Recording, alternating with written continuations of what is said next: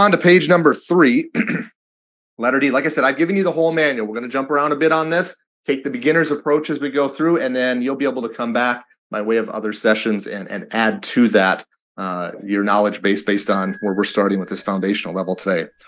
Page number 3, there are some things that you're prohibited from doing before you have a TRID completed application. So the ingredients, consumer purpose, closed in, and dirt, that brings TRID to the table.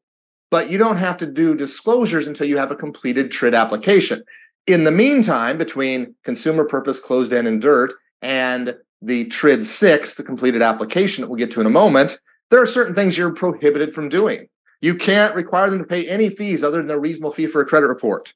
You can't require verification documents, and you can't provide estimates that aren't loan estimates without a disclaimer. And so that's number 3 at the bottom of page 3. So those 3 items you have to steer clear of or be in alignment with. Maybe it's a better way to explain it. Now, all of this along the way, trying to get to a completed TRID loan application.